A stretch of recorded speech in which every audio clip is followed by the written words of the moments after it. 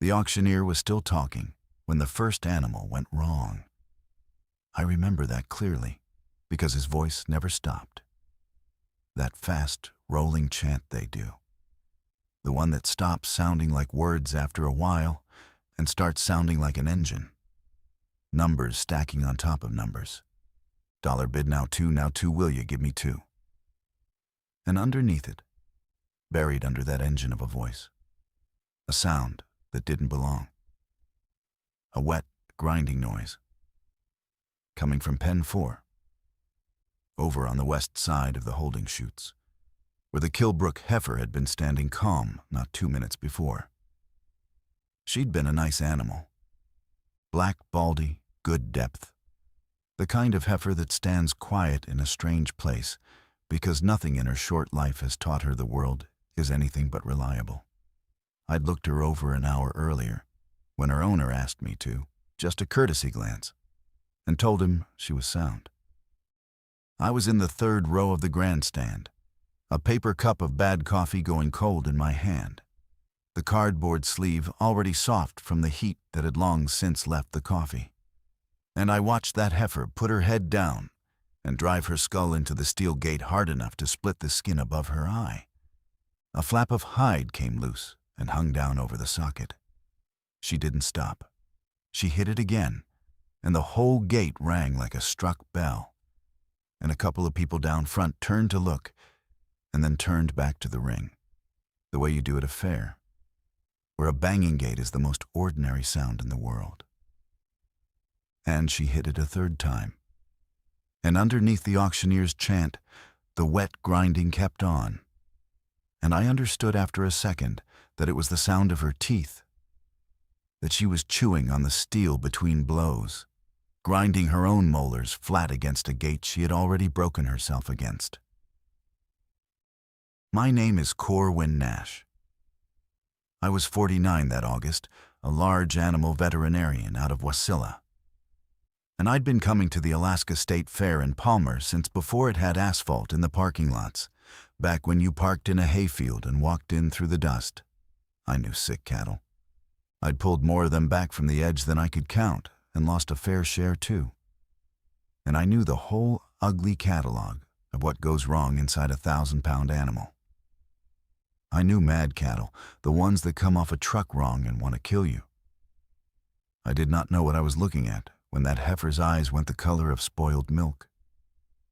A flat, clouded blue-white, like something had been poured into them. And she started chewing on the gate she'd already broken her teeth against. Before I go further, I want to say thank you to everyone who keeps coming back to sit with these stories. And if this is your first time here, welcome. If this kind of grounded survival story is your thing, stay with the channel and leave a comment when something hits you, because it genuinely helps these get made. Now, let me tell you what happened next, because it happened fast, faster than I've ever been able to make people believe. The man beside me was a rancher named Pell, whose family ran a spread up towards Sutton, a lean, weathered fellow of about 60, who I'd doctored calves for over the years. He leaned over the rail, squinting, and said, "Somebody get a rope on her before she kills herself." Ordinary words. The kind of thing anybody says. That was the last normal sentence I heard anyone speak for a long time, and I've held on to it, because there's a strange comfort in it. A man saying an ordinary thing in the last ordinary minute there was, because right then the animal in pen 3, a young steer, started doing the same thing. Head down, into the panel. That same blind, mechanical fury, with nothing behind the eyes. Then the goats in the small stock pens on the far side picked it up. A high screaming sound goats make when they're truly frightened. A sound almost like a child, except these goats weren't frightened. Frightened animals try to get away from a thing. These were biting the wire, driving their faces into the mesh, and I could see even from the grandstand that they were doing damage to themselves and did not care. I set my coffee down on the bleacher board very carefully. I remember the deliberateness of it, the way you handle something when your hands have decided to be still, before your brain has caught up to why. And I stood. The Palmer Fairgrounds sit in a bowl of valley with the Talkeetna Mountains standing up gray and close on the north side. So close that on a clear evening, you feel like you could throw a stone and hit the lower slopes. In late August, the light comes in long and gold by 5 in the afternoon. The sun sliding down that northern arc so slowly it seems to hang, laying everything over in a warm amber that photographers pay money to chase. It had been one of those evenings, right up until it wasn't. Fireweed gone to seed along the fence lines. The smell of frying dough and diesel and animal and cut hay all mixed together the way it always is at a fair. It was maybe 4:30. The livestock auction happens in a covered arena on the east end of the grounds, well away from the midway and the carnival rides. It's an open-sided structure. Corrugated steel roof up on a grid of painted steel posts, a packed dirt floor kept damp so the dust stays down. Tiered wooden bleacher seating rising up on 3 sides. Out the back, behind the auctioneer's low front wall, there's a warren of holding pens and sorting chutes bolted together out of steel panels, where the animals wait their turn. And beyond that, the cinder block box of the mechanical room. Though I didn't know that room existed yet, and had no idea how much of my remaining life would be decided inside it. There were, I'd guess, 300 people under that roof. It was a good crowd, a Saturday crowd. Kids in 4-H jackets, green and gold and purple, the colors of their clubs. Ranchers in the good clean shirts they wear to town. Families who'd come to watch and eat fried things and maybe bid on a lamb for the freezer. A row of teenage girls down near the front who'd raised their pigs all summer, bottle-fed some of them, and were about to have to stand there and watch them sell. And were already teary about it the way kids get. I've thought about those girls a great deal since. About how the worst thing they could imagine happening that afternoon was saying goodbye to an animal they loved. The auctioneer's name was Hollis Voigt, and I'd known him 20 years, a barrel-chested man with a silver mustache and a voice that could fill a building without a microphone, though he always used one anyway. To his credit, he was the second person under that roof to understand something was truly wrong right after me. His chant faltered. Then it stopped. And the silence when an auctioneer stops mid-run is its own kind of alarm, because that voice is supposed to be as constant as a heartbeat. And when the heartbeat stops, some animal part of you goes cold before you even know why. 300 faces turned toward the platform. Voigt put his broad hand over the head of the mic and said, in a flat, careful voice that carried anyway through the sudden quiet, "Ringmen, clear the animals. Clear 'em all out, right now. We're going to take a short break, folks, nothing to worry about." The ringmen were 4 fellows with fiberglass sorting sticks, whose whole job was to move livestock in and out of the arena. Calm and unhurried, a job that requires you to never be in a hurry because hurry is what spooks stock. 2 of them went for the back pens. And the Kilbrook heifer, the one that had started it all, hit the gate one final time, and the latch, which was an old spring-loaded thing that somebody should have replaced a decade ago, sheared clean off. I heard it go, a bright metal snap.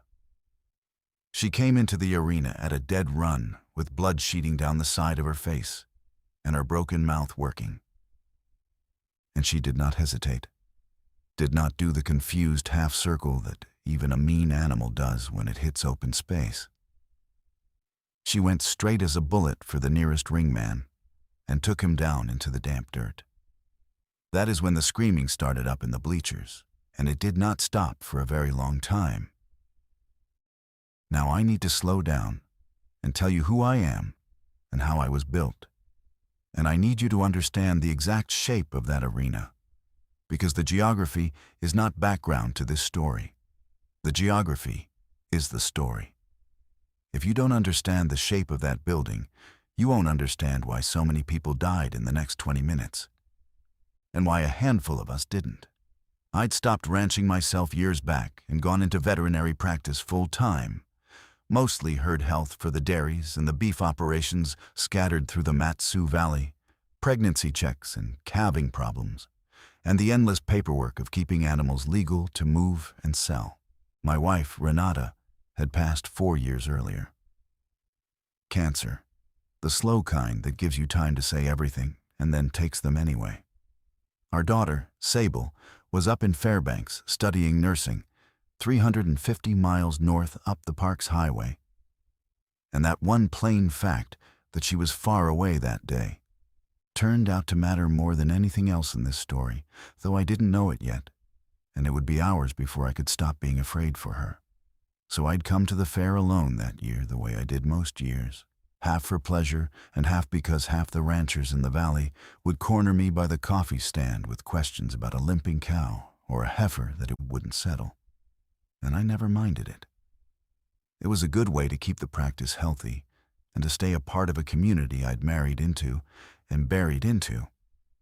It meant that when the heifer came through that gate, I was not a spectator. I was the one person in that grandstand whose entire adult life had trained him to look at a sick animal and name what was wrong with it. And every instinct I owned was screaming that what I was watching could not exist.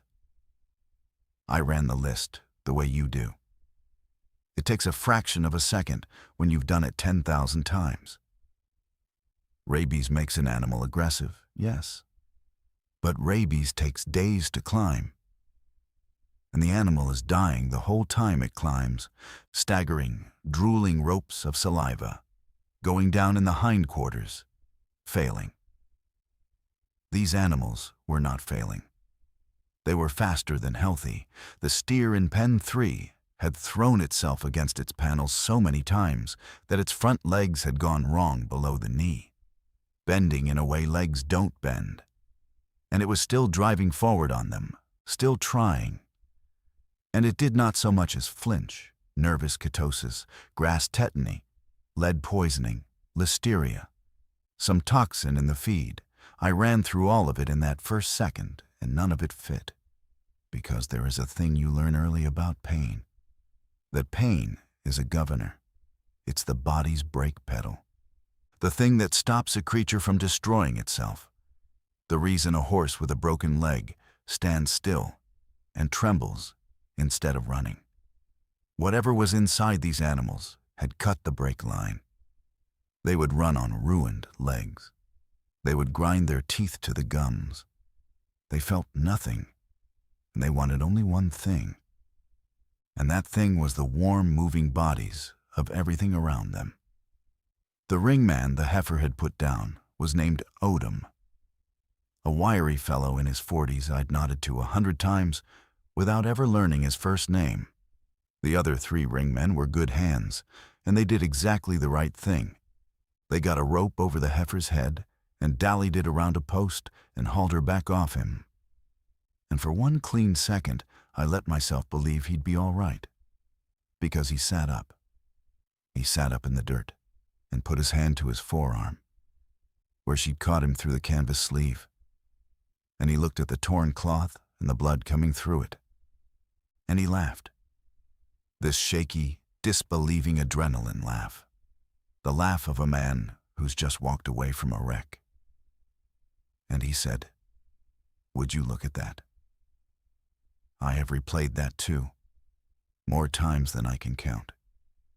Him sitting in the dirt, laughing, holding his arm, because Odom was dead in 9 minutes, and he did not stay dead. And he was the first human being I ever saw turn. And the way he came back up off that ground was the moment the last part of my mind that still thought this was a veterinary problem finally shut up for good. But before that, before Odom, I need you to have the geography. Because in a moment, I'm going to be moving fast, and you need to already know the shape of the trap. The arena had that corrugated roof up on its steel posts, open on the 2 long sides, where in ordinary times the breeze came through, the golden light came in. closed at the back by the maze of holding pens and chutes, and closed at the front by a low wall about waist-high and the auctioneer's raised platform. The tiered wooden bleachers rose up on the 3 closed-ish sides, packed that afternoon. And here is the killing detail. To get out, all 300 of those people had to funnel down through the aisles between the bleacher sections, toward 2 gaps in that low front wall, each gap maybe 8 feet wide, and out into the open fairgrounds beyond. 2 8-foot gaps. 300 people. When the screaming started, every single one of them went for those gaps at the same instant. And the gaps stopped being exits and became the opposite of exits. People went down in the crush and did not get back up. Not because of anything that had reached them yet, but simply because other people were behind them and could not stop. A whole section of the temporary bleacher rail, aluminum pipe in cast sockets, gave way under the sideways press of bodies and folded a knot of 10 or 12 people over the edge and down into the walkway below, a drop of 6 feet onto packed dirt and each other. And the animals, the ones already turning in the back pens, came pouring into the arena through the same broken chute the heifer had opened, because that is what animals do. They follow other animals through a gap. And now the whole holding area smelled of blood and adrenaline and terror. And every instinct those creatures had ever owned had been rewritten into a single blind hunger. I did not go for the gaps. I want to be honest about why. Because it was not courage, and I've never once let myself pretend it was. It was that I'd spent 30 years working livestock in tight places, and I knew in my spine, well before my mind caught up. The oldest rule there is, you never, ever put yourself between a panicked herd and the direction that herd wants to go. It will run over you and never know you were there. The gaps were the direction the herd wanted to go, both the animal herd and the human one, which in that moment had become the same terrified thing. So while every rational person ran toward the light and the open air, I did the thing that looked insane and was actually the only sane thing available. I turned and I climbed, away from the exits, up and back. At the top of the bleachers, where the highest seating board met the steel skin of the arena wall, there was a gap of maybe 4 feet between that top board and the lowest roof beam. I got a boot on the guardrail and both hands on that cold steel beam, and I pulled myself up into the girders. And I want to tell you I did it gracefully, but I did it like a drowning man climbing into a boat, all panic and torn shirt. And I got a knee up over the beam and rolled. And that is how I ended up 30 feet above that arena floor. And that is where I found the others. There were 4 of them already up in the roof steel when I got there, wedged into the triangle where a diagonal cross brace met the main beam, a little pocket of geometry that a frightened person could get their back against. A woman in her 30s, in the gray and green of Alaska state parks, a ranger, her name tape reading Vasquez, and she had the still, alert, scanning look of a person who had already stopped panicking and started working. A big, soft-spoken man of maybe 60 in a feed store cap, gone gray with sweat and dust, moving carefully in the steel like a man who knew exactly how much it would hold. And I'd learn in a minute that his name was Del Furrow, and that he was the fairgrounds maintenance foreman, which is to say he knew that building the way I knew the inside of a cow. A teenage girl, 16 maybe, in a purple 4-H jacket, gripping a strut so hard the tendons stood out white on the backs of her hands. And she was not making one single sound. And that frightened me worse than any screaming, because silence like that in a young person means the fear has gone somewhere very deep. Her name was Junie, and a little apart from the rest, crouched with his back to the wall skin and a canvas cash bag hugged against his chest with both arms, A lean man of about 45 in a good quilted jacket, clean-shaven, the auction's money handler, the fellow who ran the office and the payouts. His name was Sill.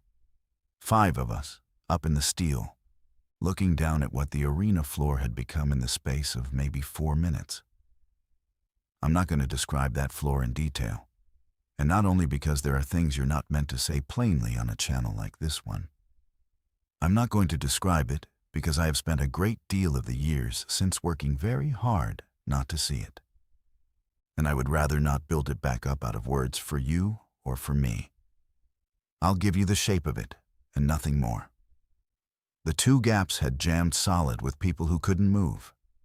The animals had gotten in among the ones who hadn't made it out. And the people who went down and were bitten and then got back up were not the same people anymore. They moved the way the animals moved, fast and loose and utterly without regard for their own bodies. And they had stopped screaming. And instead, they made that low, continuous wet sound. Breath forced through a throat that wasn't working right. And they turned on whoever was nearest, which in a crushed crowd is everyone. It went through that arena the way fire goes through cured grass in a dry wind. Not hours, not even many minutes. It doubled and doubled again, and each new one made 2 more. And the arithmetic of it was the most horrifying thing I have ever watched with my own eyes. Up in the steel, Del Furrow put his big scarred hand flat against the beam beside him, almost tenderly, the way you'd lay a hand on the flank of a horse to let it know where you are. And he said the first genuinely useful thing anyone had said since Voight stopped chanting. He said low and even, "This roof's got a catwalk. Runs the whole length, front to back, over the pens to the mechanical room. If we get to that mechanical room, there's a door onto the North Service Road." "How far?" Vasquez said. Just those 2 words. That flat, clipped economy of a person who had run emergencies before and had learned that in an emergency, words are expensive. 90 feet, give or take. Del looked down the length of the roof structure, sighting it. First part's all beam walking, though. No rail till you reach the catwalk proper. 6-inch top flange, that's your whole path. 90 feet of walking a 6-inch steel beam, 30 feet above a floor I've asked you not to make me describe. With a 16-year-old who could not unlock her own hands from the strut.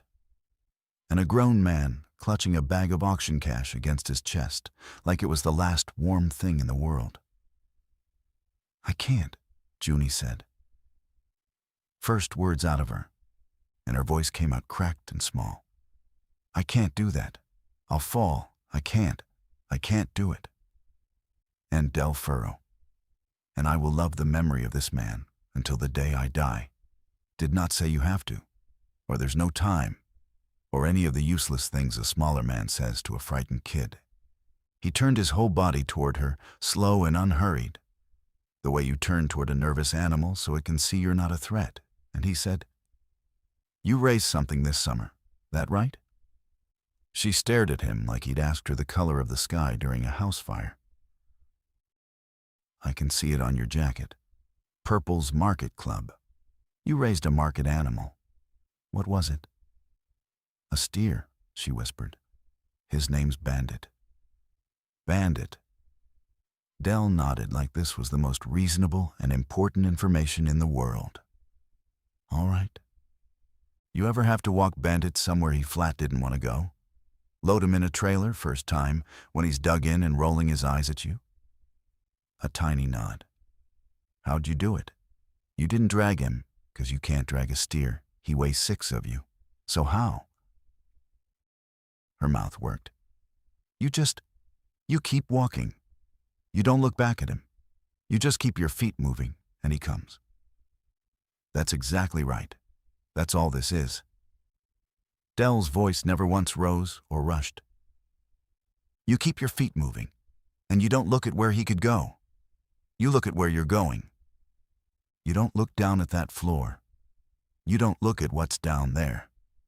You look at the back of my jacket, right between my shoulders, and you put your feet where my feet just were. I'll go slow as a wet week. Can you do that for me? Just watch my jacket and keep your feet moving." She didn't say yes, but she peeled one white-knuckled hand off the strut and then the other, and she gave one small, stiff nod. And for Del Furrow, that was contract enough. He started to move. Here is a thing I've come to believe about survival, and I would honestly like to know whether you agree. So tell me down in the comments where you're listening from and whether you've ever known a person like this in your own life. The people who get everyone else out alive are almost never the loud ones. They're not the ones shouting orders. They're the Del Furrows, the quiet man in the sweat-gray cap who has spent 30 years learning exactly where every load-bearing thing in the building is, and who talks to a terrified child the same way he'd talk to a green colt. We went out onto the beam. Del first, testing each step. His boots turned slightly out to catch more of the flange. Then Junie, her eyes welded to the back of his jacket, her lips moving. And I realized she was whispering feet moving, feet moving, feet moving to herself, over and over, a rhythm to walk to. Then Vasquez, light and sure. Then me, and I was neither light nor sure. I was a 49-year-old man in cowboy boots on a cold steel beam, and every one of my 30 years felt like it was sitting on my shoulders. And last, behind me, the money handler, Sill, and I remember being obscurely glad he was behind me and not at my back's blind spot in front, though I couldn't have told you why, only that there was something about the two-armed way he held that bag that I did not like and did not want where I couldn't see it. It was slow. It was the slowest 90 feet of my entire life. The steel was cold through my hands, and there was a fine grit of accumulated roof dust on the top of the flange that shifted under a boot sole in a way that turned my stomach to water. Below us, the floor did its terrible work, and the sound of it came up warm on the air the way heat rises. And once Junie's boots skidded on the grit, and her arm shot out, and Del's hand closed around her wrist without his even seeming to turn his head, like he had felt the slip coming through the beam itself. And he said, quiet as ever, feet moving, eyes on the jacket, "I've got you." And she got her balance back, and she kept going, and I have never in my life been prouder of another human being than I was of that child in that moment. We reached the catwalk, a real one at last, grated steel walkway with an actual honest handrail running back over the holding pens toward the cinder block box that was built onto the very back of the arena structure. The mechanical room, where the building's electrical panels and the well pump for the stock water lived. Del had a ring of keys the size of a fist, and his hands were steady as a surgeon's, and he found the right one on the first try, which told me he'd opened that door 1,000 times. We filed in.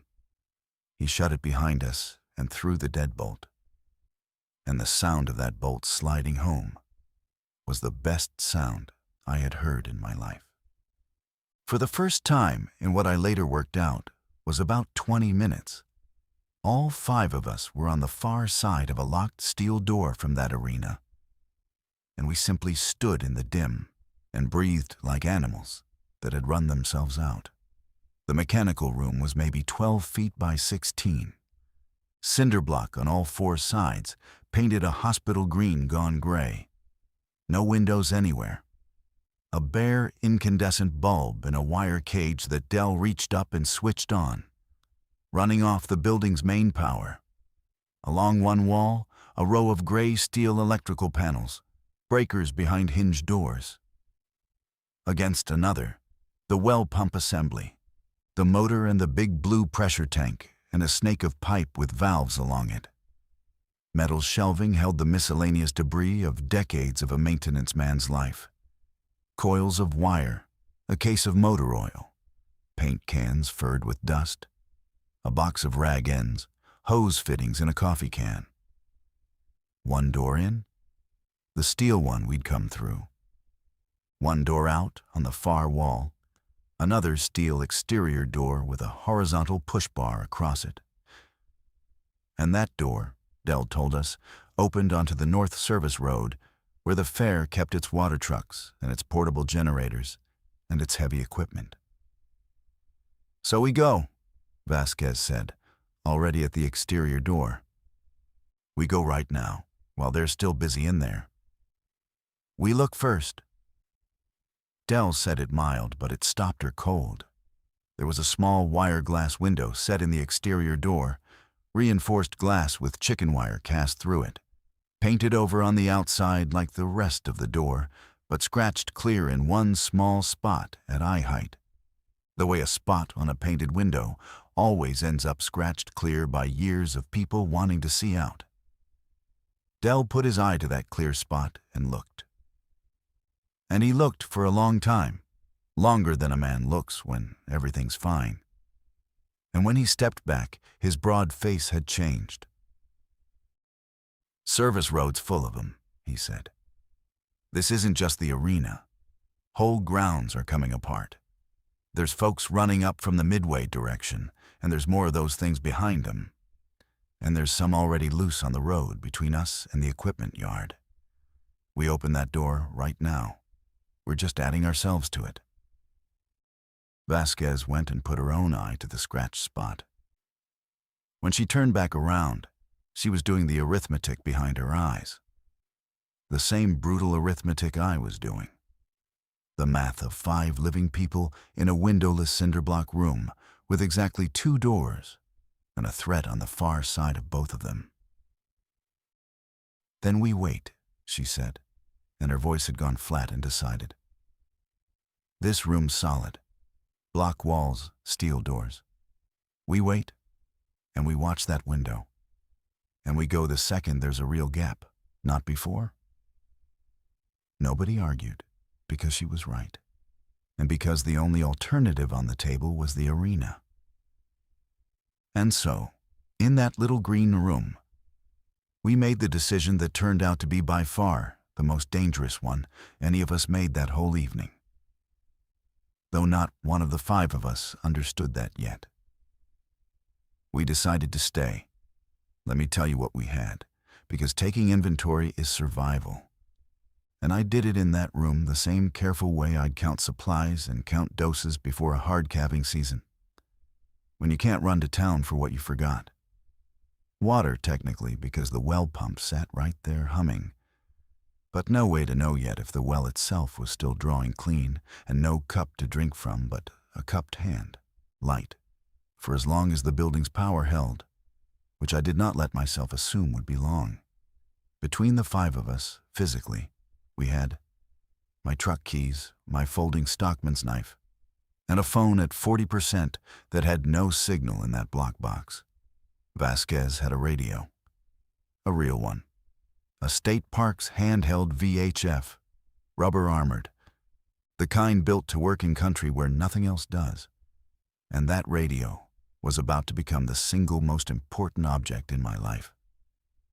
So I need you to remember it. Dell had that fist of keys, and a maintenance man's loaded pockets, which meant a multi-tool, a small flashlight, a roll of black electrical tape, a stub of pencil, and, more valuable than all of it, a mind that held the entire mechanical schematic of that building. Junie had nothing but a phone at 9% with a photo of a steer named Bandit on the lock screen. And Sill had his canvas cash bag, which he had not once set down, and did not set down now, and which none of us thought to question. Because who on God's earth thinks about money at a time like that? That was the first mistake we made about Garrett Sill. It would not be our last. Vasquez got on the radio.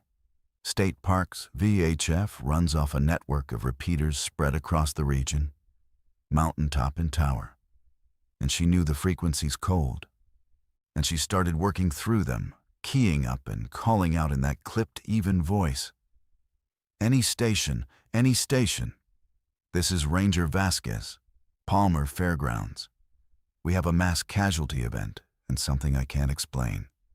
Requesting any station, over. And for a while, there was nothing but the flat hiss of open channels. And then, one after another, the channels started to fill up. And what came out of that little 2-inch speaker was the sound of an entire region going down all at once. Troopers calling for backup that was plainly never coming. A dispatcher somewhere in Palmer whose voice got a half-turn tighter every time she keyed up, until she stopped keying up at all. And the not hearing her was worse than anything she'd said. A man on a marine channel bled over from the Wasilla side, saying over and over that his neighbor had bitten his wife, and asking what he was supposed to do. What was he supposed to do? Please, somebody, what do I do? And running underneath all of it, every 90 seconds, the flat, automated two-tone of a civil emergency alert. The sound that is supposed to summon the guard and the troopers and the whole apparatus of a government coming to help you. Cycling and cycling, and answered by not one living soul. It's everywhere. Junie had slid down the cinder block to sit with her knees drawn up to her chest. Her face was gray. It's not just here. Listen to it. It's everywhere. We don't know that, I said. And I said it partly because I thought a 16-year-old needed to hear a grown man say it, and partly because I needed to hear myself say it. We know the valley's hit. That's genuinely all we know. Wasilla, Palmer, the grounds. That's it. Don't build the rest of it in your head yet.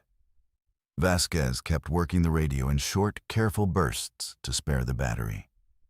And about 10 minutes in, she found the live voice that changed everything.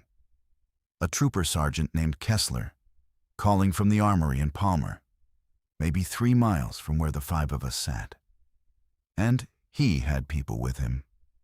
And he had a plan. And when he understood that Vasquez was law enforcement adjacent and had a group of civilians who were alive and contained behind a locked door, his voice did the thing a drowning man's voice does when a rope lands across his hand. Ranger, listen to me close. I'm only saying this once, and then I've got to work. Kessler's voice was fast and rough and completely under control, which is the only kind of voice you want to hear in a thing like that. We are staging an extraction. Guards spinning aircraft up out of Bryant, but they cannot put a bird down into a crowd this size and this hot. So we are running ground. We're setting a collection point at the north end of the fairgrounds. The horse trailer parking off the old Glen Highway. You know it? Dell nodded before Vasquez could even relay the question. I know it. 1/4 mile straight north on the service road from where we're sitting. You've got a window, and I need you to burn it into your skull, Kessler said.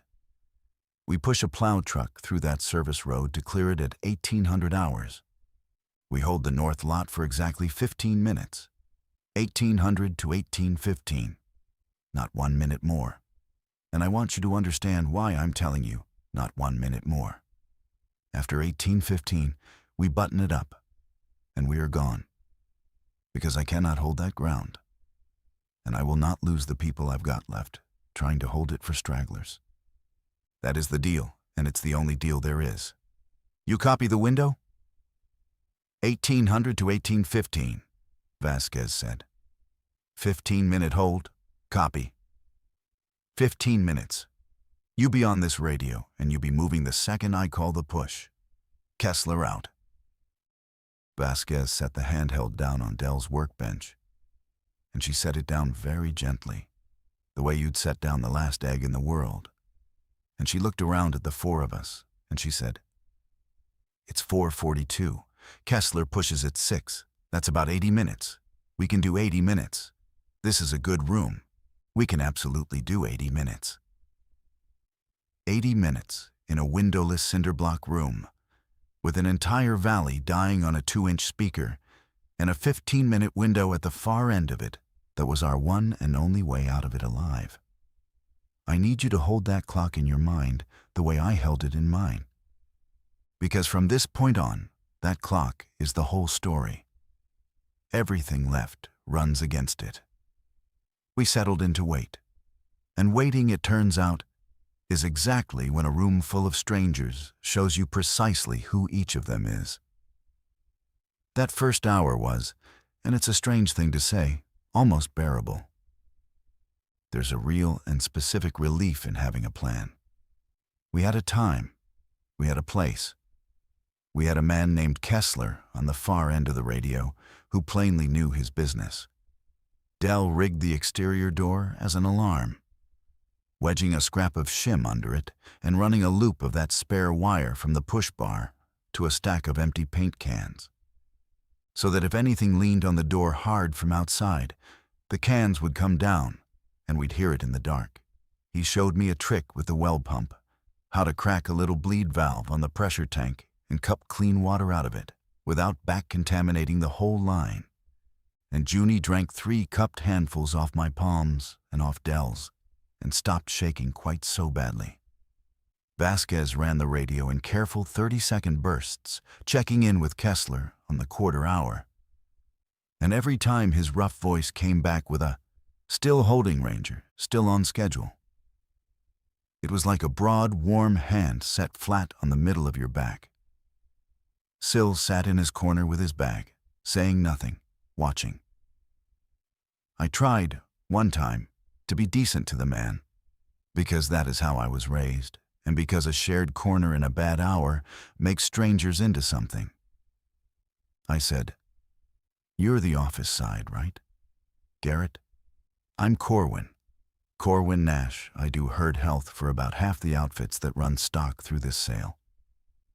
And he looked up at me and gave me a small, tight, precise little smile that never reached his eyes and said, "I know who you are, Dr. Nash." And then he looked back down at his bag, and I thought, all right, some men go silent and folded up in a crisis, and that is not a crime. I've seen strong men do it. But I noticed, because noticing is my whole profession, that he had quietly shifted himself a foot or two so that he sat between the rest of us and the exterior door. Not blatantly, just enough. The exact way a man positions himself when some part of him is already, quietly, thinking about being first. At 5:30, the power went out. It didn't flicker or brown out or warn us. It simply stopped. The caged bulb died black, and the low, steady hum of the well pump that I hadn't even consciously registered until it was gone went silent. And the dark in that windowless block room came down total and immediate. A real, absolute dark. The kind you almost never get in the modern world, until Dell got his little flashlight thumbed on. And in that half second of full dark, before the beam came up, I heard Sill move. Just the shift of quilted cloth and the small scrape of a shoe sole on the concrete. Moving toward the exterior door, in the pitch black, without a single word to any of the rest of us. And when Dell's beam swung around and pinned him, Sill was up off the floor and half turned toward the way out, and he said too fast, the words tumbling, "I thought I heard something.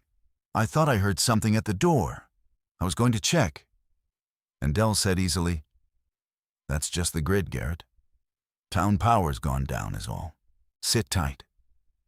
And Sill lowered himself back to the floor. But I had heard him. I had heard a man, in total darkness, move toward the only way out without a word to the people he was leaving. And I filed it away. The exact way you file the very first small wrong sign that a good animal is about to turn bad on you. "We're on radio battery for everything now," Vasquez said, and I could hear her recalculating in the dark. "Pump's dead, so no more water than what's already in that tank. I'm going to have to stretch the check-ins." "How much you holding?" I asked. The flashlight caught the little bar on the face of the handheld. "Enough," she said. "If I'm careful with it, enough to reach the window." The dark did something to Junie that the steel beam and the arena and everything else hadn't quite managed. She'd been holding herself together on the frame of Dell's calm.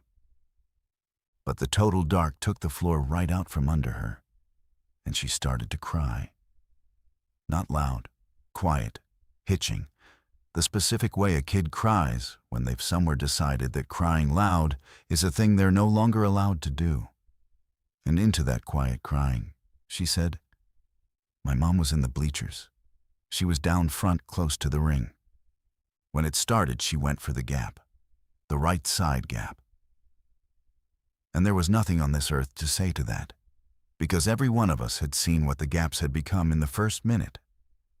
And so I did the only thing I could think to do, which was a thing I'd learned from 30 years of animals and never once from any book. I moved over through the dark, and I put my back against the same stretch of cold cinder block as hers. Not touching her, just there. A solid, warm presence a few inches away in the black, the exact way you put a calm horse in the next stall to settle a panicked one. And after a while, a good long while, her breathing came down and steadied. It was maybe 10 minutes to 6 when the thing at the door happened. Something struck the exterior steel door from the outside. Not the slow, blind lean that Dell had rigged the paint cans to catch. A hard, deliberate, aimed blow, a fist or an open hand.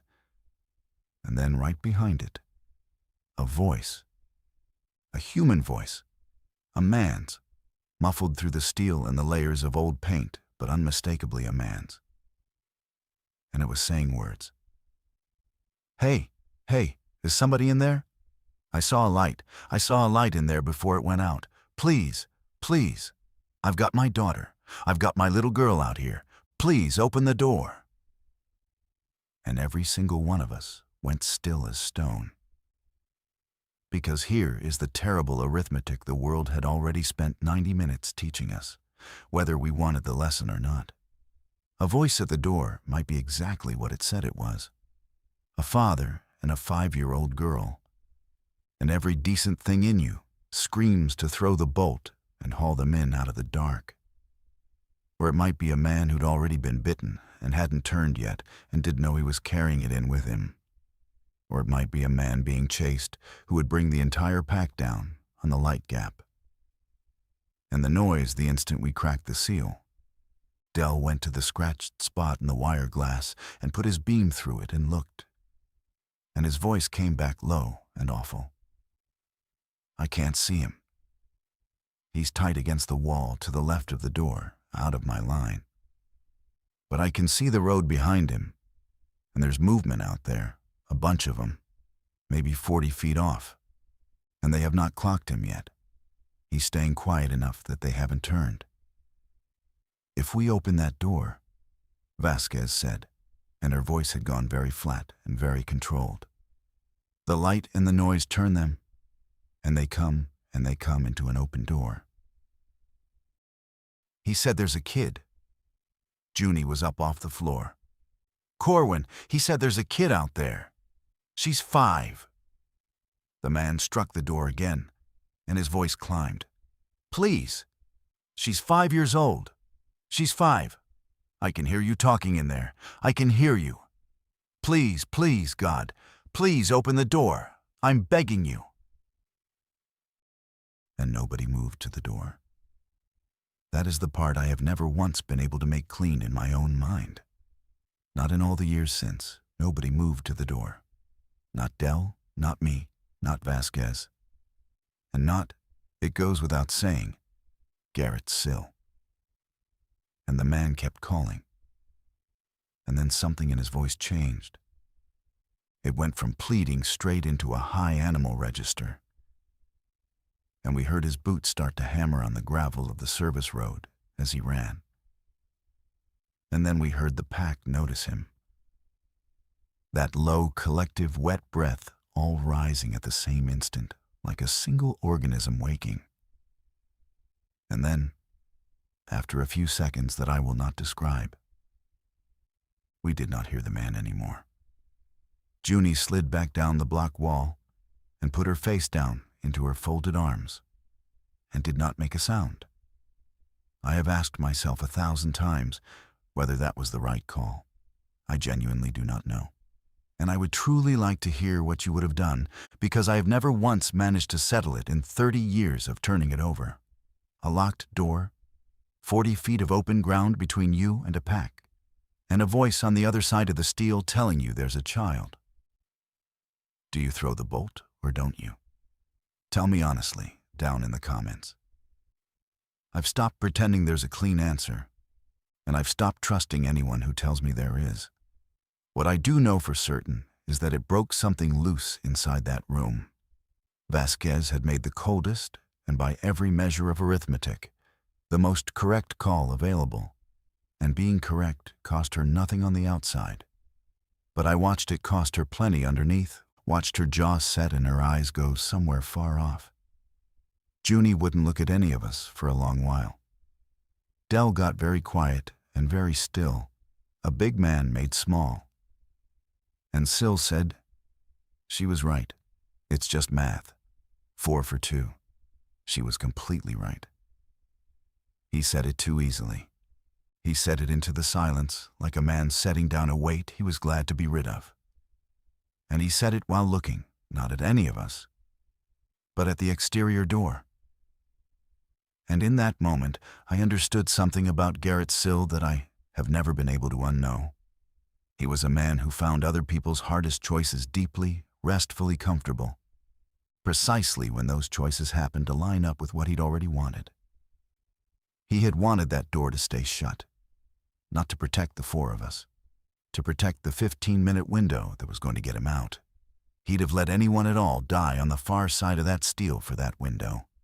He simply hadn't had to be the one to say so out loud, because Vasquez, carrying the weight of command none of the rest of us wanted, had said the necessary version of it first. And Sill got to hide his own wanting inside her duty. It was 5 minutes to 6. Vasquez lifted the handheld to confirm the window with Kessler one last time before the push. Nothing. She keyed it again. Sergeant Kessler, this is Vasquez. Radio check, over.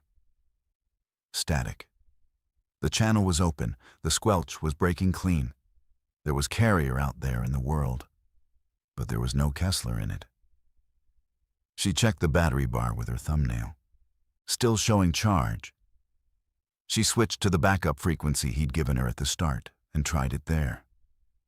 Kessler, Vasquez, do you copy, over? Kessler, anybody at the Palmer Armory? This is Ranger Vasquez. Please respond, over. The flat electronic hiss. And the temperature in that room dropped 10 degrees because that radio was the entire plan. That radio was the only thread in the world connecting us to the plow truck and the 15-minute window and the armed men who were going to hold the north lot open just long enough. And it had gone silent in her hand at the single worst possible moment. And she was turning the volume knob and thumbing through the channels, and it was working. The radio was clearly working, the squelch breaking, carrier present. But Kessler was gone. Battery's fine, she said. And I heard the first real fear come into her voice. Not the panic of a civilian, but the specific dread of a professional, whose equipment reads fine and is failing anyway, which is the worst kind. It's not the battery. Something changed. Either on his end or on ours, Dell said. I didn't understand him at first. Then I followed his eyes. He was looking at the antenna. The radio's own stubby rubber whip antenna was fine, screwed down tight. But Vasquez, being smart, being careful with the weak signal inside a cinder block box, had earlier clipped a length of Dell's spare wire to the base of that antenna and run it up to the metal grating of the ceiling vent. An old radio operator's trick that Dell had shown her, turning the building's own steel into an antenna. And it had worked. It was the only reason her signal had punched out of that block room to reach Kessler at the armory, 3 miles off in the first place. And that wire was gone. Not fallen, gone.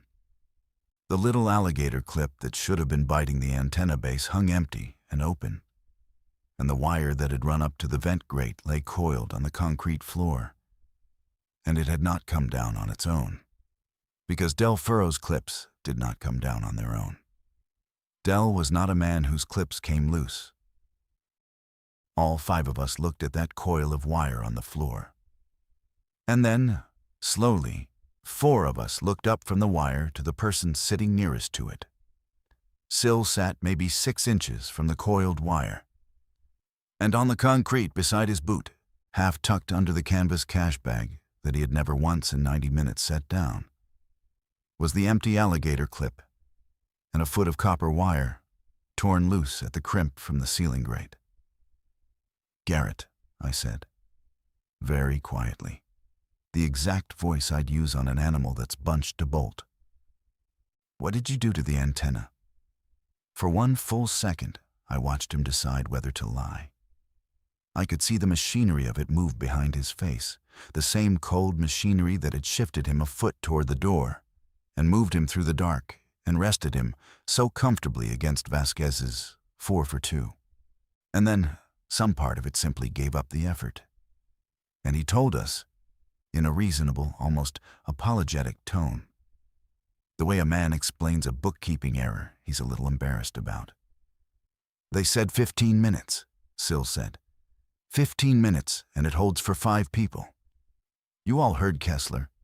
You heard how tight he was drawing it. 5 of us, going up a 1/4 mile of dark road, in the open with her." A small nod at Vasquez.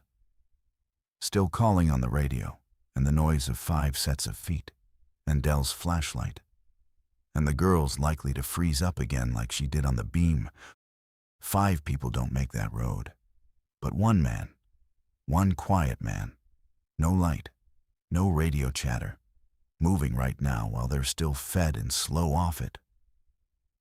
His eyes went to the exterior door, to the place where the father and the little girl had been. And my stomach turned over. 1 man makes that road easy. I just needed the radio to go quiet. I didn't want anybody talking me out of the smart play. I'm sorry. I mean that. I genuinely am. It's just math. It's just math. He used her own words. He'd been sitting there in his corner the entire time, quiet, folded up, while the rest of us grieved a man and a child we couldn't save. And the whole time, he had been reaching over in the dark to tear the 1 wire that was our only line to the extraction, so that we would keep planning, keep waiting, keep running our clock around a rescue that could no longer hear a word we said. He hadn't just taken the radio out of the plan. He had taken it out silently, so we wouldn't know it was gone.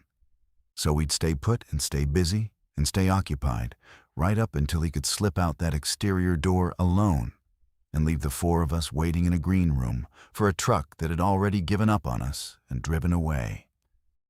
Vasquez lunged and had that wire back on the antenna, and the clip crimped down in about 4 seconds. Her hands shaking now where they hadn't shaken through any of the rest of it, and she keyed up hard. "Kessler, Vasquez, do you copy? Radio check, over, over, over." And Kessler's voice came back instantly, thin and urgent and already mid-sentence, like he'd been calling us into a deadline without let-up. "Vasquez, if you're hearing me now, the push is in 9 minutes. We could not raise you for going on 20. I had you written off. I'm telling you straight, I had you as gone. And I cannot extend the window. Do you understand me?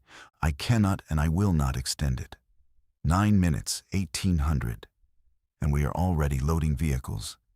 If you are not physically at the north lot, the horse trailer lot, by 1815 Vasquez.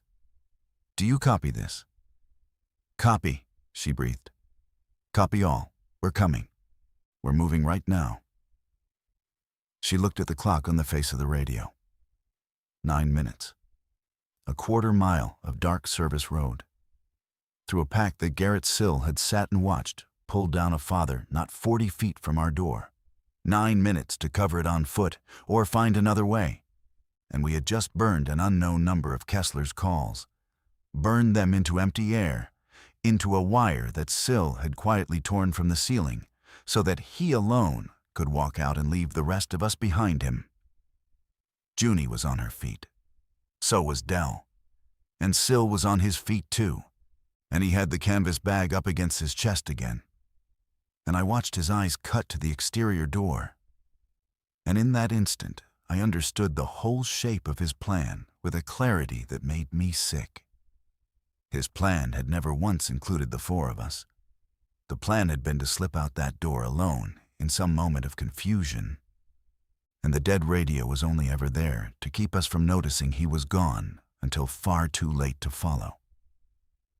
Now I want to stop the story right here, on what I have always thought of as the worst single minute of it, because this is the part I turn over more than any other. And I want to ask you straight. 9 minutes on the clock. One door out. A man standing in the room with you who has just tried to leave every one of you to die for his own 15-minute window, and who is still, even now, holding a bag he has not once let go of, and who is standing closer to the only exit than you are. What do you do with a man like that, when the clock is bleeding out, and you cannot spare even 1 second, and you also cannot afford to have him at your back in the dark? Tell me in the comments. I'll tell you exactly what we did. I am still not certain, all these years later, that it was right. Here is what we did. Dell moved first, and Dell was a very big man, and he did not lay a hand on Sill. He simply put his own body between Sill and the exterior door, all 60 years and 240 pounds of him filling the narrow space. And he said in that same slow, hoarse-gentling voice he had used on Junie up in the steel, "Set the bag down, Garrett." Not angry, almost kind, which somehow made it land harder. You want out this door, there's 2 ways it goes now. You go out with us, in the line, carrying your weight, or you stay in this room. Those are the only 2 things that are going to happen. So set the bag down and help me figure this door, or go sit in that corner and stay there. But you do not go first, and you do not go alone. Not out my door. Sill looked down at the bag, and then he did a thing I did not expect. He pulled it open, whether to bargain with what was in it, or to prove some point of his own, I've never been sure. And the beam of Dell's flashlight fell into it. And it was not cash. Or it was not only cash. There was the day's take, sure. Banded stacks of it down in the bottom. But tucked down the side, where his hand had clearly been able to reach it all along, was a ring of truck keys on a Fair Association fob. And a laminated card.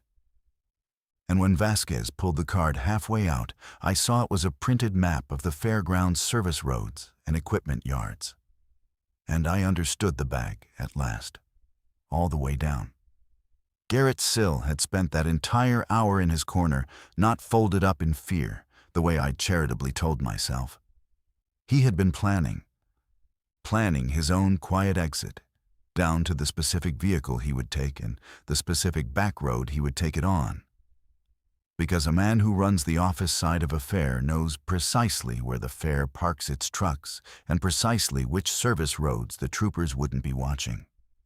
The bag had never once been about the money.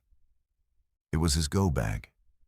He'd have driven a fair truck out of the north lot and left the horse trailer lot at 18:15 on the dot and never touched his brakes for a plow truck full of people he'd sealed up in a cinder block box. "There's a truck," I said out loud, to Dell and to Vasquez, because the keys in the map changed the whole equation from a foot race we would lose into something we might survive. "He's got keys to a fair truck, and he knows where it's parked. Garrett, where's the truck?" And Sill cornered now, with Dell's bulk filling the space between him and the door, and the clock eating our 9 minutes down toward 8, did the only thing his mind knew how to do. He ran the numbers again.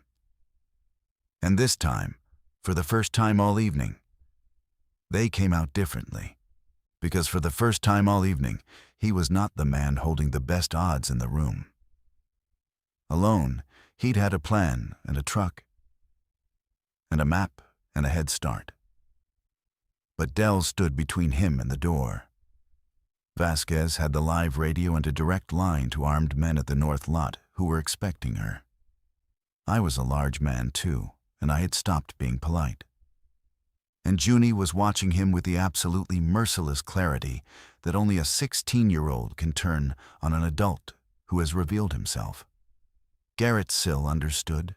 I watched him understand it in real time, that his odds had just flipped, and that his odds were now, suddenly, better with us than against us. "North side of this building," he said. "Right around the corner from that door. White Fair Association, 3/4 ton, backed in against the wall. It's fueled. I filled it myself this morning. The service road runs from right there straight north to the horse trailer lot. It'll take under 5 minutes." He held the key ring up, and I noticed, with a fresh crawl of dislike, that his hand was not shaking. That was somehow the very worst thing about the man. That even now, even cornered and unmasked, his hand held steady because he wasn't afraid. He had simply run a new calculation and accepted its output. But someone has to open the door, and the instant it opens, they turn toward the light and the noise. And it only opens outward. So whoever opens it is first through it, into the open. I'll open it. Give me 2 seconds start to the truck. I'll have it running and the doors thrown open for the rest of you." "No," Vasquez said, flat as a slammed drawer. "You don't touch that door, and you are not first to that truck. Dell drives, because Dell knows these roads in the dark, and Dell I trust. You get in the middle of the pack. You are never once out of my arm's reach for the next 8 minutes, Garrett. Do you hear me clearly? You cut our radio and sat there while a man ran. You do not get to be the one holding anything that matters. Not the door, not the keys, not the wheel, nothing." She took the key ring out of his open hand. He let her take it, and I think, though I can't prove it, that some cold part of him was even relieved, because being handed a plan meant not having to be the one whose plan failed. Then she turned to the rest of us, and she laid it out fast and clean. The way I have to imagine, she'd have laid out a wildfire evacuation, no wasted word in it. This is how we go.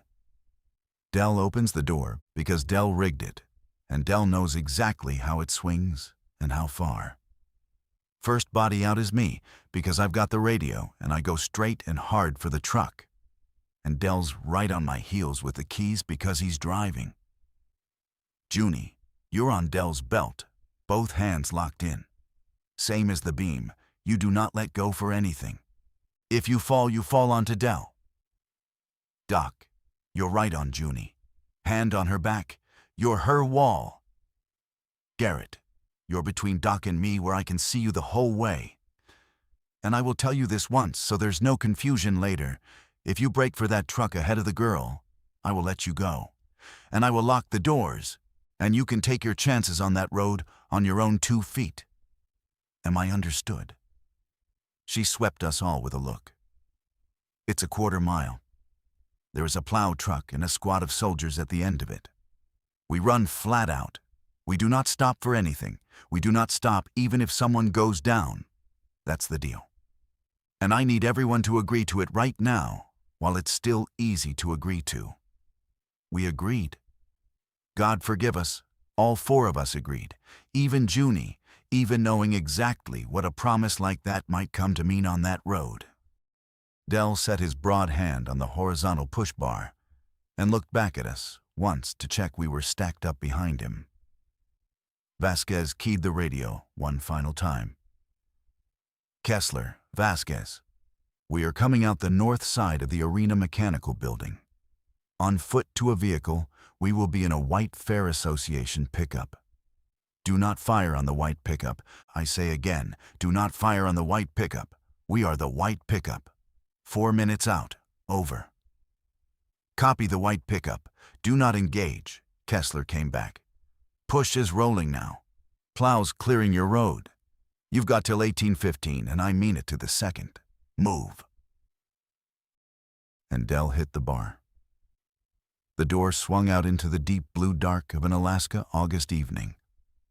That long, cold northern dusk that is neither day nor night, but a drawn-out that ashy twilight that can last for hours. The mountains gone to black cutouts against a bruise-colored sky. The cold air rolled in over us, and with it came the smell of the service road.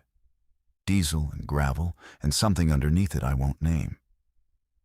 And with it came the sound, the low ambient wet murmur of the whole grounds. Vasquez went through that door like she'd been fired out of it, straight down 2 concrete steps and hard around the north corner of the building. And there it was, the white truck, backed against the block wall exactly where Sill had said it would be. Its pale paint, the brightest thing in all that dark. Dell went after her with Junie's 2 fists knotted white in the back of his belt, moving with a big man's surprising speed. I went right on Junie's heels with my hand flat and firm between her shoulder blades, feeling her drive forward against it. Sill went ahead of me because Vasquez had placed him there where she could keep him in her eye. And behind us and off to the left, the pack that had been 40 feet down the road came apart into motion all at once.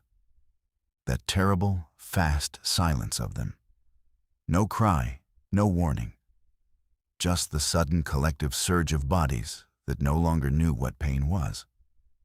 The truck was where he said. I have to give Garrett Sill that one true thing, the only unqualified good he did any of us that whole night. The truck was where he said it would be, and it was fueled.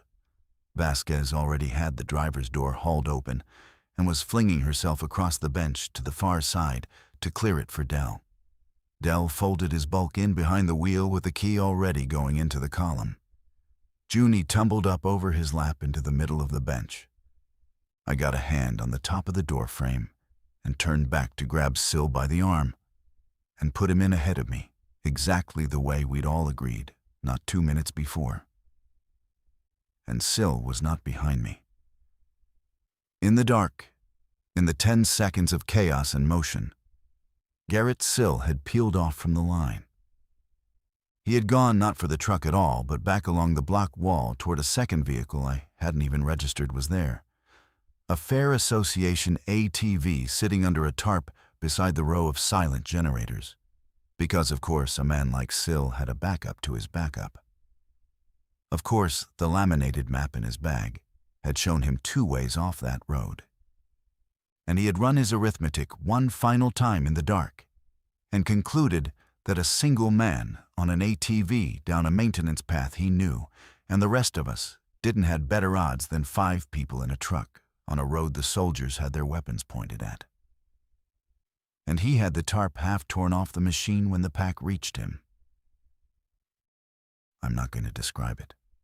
I told you at the very start that I wouldn't, and I meant it. I will tell you only that the last thing I ever heard Garrett Sill say was not a scream. It was, in that same reasonable, apologetic, endlessly calculating tone he'd used for the radio and the door and the 4 for 2, 3 words, and they were not addressed to me or to any of us. They were addressed to the math itself, to the numbers that had finally, for the first and last time, come out wrong. No, wait, And then Dell had the truck running, the big engine catching rough and roaring, and Vasquez had a fistful of my collar and was hauling me the rest of the way in bodily across Junie's legs. And my door wasn't even shut when Dell dropped it into drive, and we went. We went up that 1/4 mile of service road in a white Fair pickup with one door swinging and slapping, through a valley that had ended sometime in the last hour, toward 2 hard white headlights and the raised blade of a plow truck and a line of men in the dark beyond it. Vasquez was half out the window on the radio, screaming that we were coming. We were the white truck. Hold it, Hold the window, hold it. And Kessler's voice came back over the top of the engine, saying he had us. He saw us. Come on, come on, come on. We hit the north lot at 1814. 1 minute inside the window. Dell had timed it, I've always believed, though he never once said so, and I never asked. There were soldiers, and there was the plow truck swinging in sideways across the road the instant we cleared it, sealing it behind us. There were hands hauling us out of the pickup, and a young sergeant with the same rough steadiness as Kessler's voice going down the line of us with a flashlight, checking each of us for bites fast and rough and thorough. And the practiced speed of it told me they had already learned, in the space of 2 hours, exactly what a bite meant and exactly how fast it moved. There was a helicopter somewhere off in the dark that I could hear and never did see. Junie was crying again. But it was a different kind of crying now, the kind that comes out the far side of a thing. Dell had his big hand cupped around the back of her neck, and he was saying, "Quiet. Good. That's good. You did good. You kept your feet moving the whole way, every step." And Vasquez stood there in the wash of the headlights, still holding the radio in both hands, like it might dissolve if she set it down. They did not hold that north lot much longer. We were among the very last through it. The window closed behind us exactly the way Kessler had promised at the start that it would, precisely, mercilessly, on schedule. And I've wondered every day since about everyone who was 1 minute late to it. I have thought a great deal about Garrett Sill in the years since. Here is where I have finally landed, and I'll give it to you plain, because I promised you at the start a story that would be true down to the bone, even though I've changed a few of the names. Sill was not a monster. That is the thing that keeps me up at night. Still, all these years on. He wasn't cruel. He didn't hate a single one of us. He was just a man who, the very instant the world went scarce, ran the arithmetic and concluded that his own survival was the only variable in the equation that carried any weight. And then he kept running that same arithmetic, over and over, coldly, right down to the ATV, right down to the last 3 words. 4 for 2 at the door. 1 quiet man instead of 5 loud ones on the road. Every single time he was handed a choice, he ran the numbers cold. And every single time the numbers came out with him alive and somebody else not. And the true horror of the man, the thing that is worse than anything I saw on that arena floor, is that his math was very often correct. A group is louder, a group is slower. 1 quiet man alone genuinely did have better odds up that dark road. He was not wrong about the numbers. He was only ever wrong about which numbers count. Because Del Furrow ran a completely different arithmetic. Dell's math said you don't drag a frightened kid across a beam. You give her the back of your jacket to follow, and you make your own fear go quiet, so she can borrow your calm. Dell's math said you put your own aging body between a man and a door, and you tell him, kindly, that he carries his weight, or he sits down. But he does not go first, and he does not go alone. Dell's arithmetic had a variable in it that Sill's never once contained, which is the understanding that the entire point of getting out alive is to still be a person worth the trouble of it once you have. And it was Dell's math, not Sill's, that ended up putting people in that truck. Here is the part I can never get past. If Garrett Sill had simply stayed in the line he agreed to, stayed inside Vasquez's arm's reach the way he promised, there would have been 5 of us that hit the north lot at 1814 instead of 4. His own cold arithmetic is the only thing on earth that killed him. He was so completely certain the group would slow him down and get him killed that he broke from it and ran alone, in the dark, straight into the one place on that whole road where the group would have carried him through. Junie's mother did not make it. Junie knows that now, and has known it a long time. She got clear of the valley in the days after and went to a cousin up in Delta Junction. And Del and I both still get a phone call from her every single year, on the anniversary. And she is doing all right in the particular way that people who have survived the worst thing are all right. Which is to say, she is alive, and she is kind. And there is a room in her that the fair walked into and took and never gave back. She kept the purple 4-H jacket. She told me once, years later, that she can't bring herself to throw it out, because it's the thing Dell recognized her by, up in the roof steel. And if he hadn't, she is certain she would have frozen solid on that beam and gone down onto the floor and never taken a step. Feet moving, eyes on the jacket.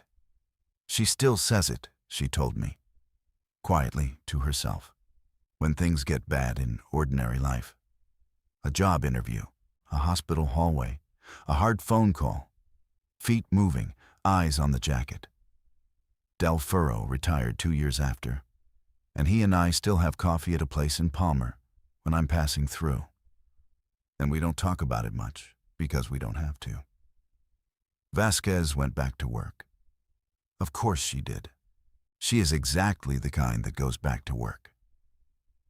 The last I heard, she'd made supervisor, and I would bet the entire contents of that canvas cash bag that not one single person who's ever worked under her has had to wonder for a second whether she'd trade 4 certain lives for 2 possible ones.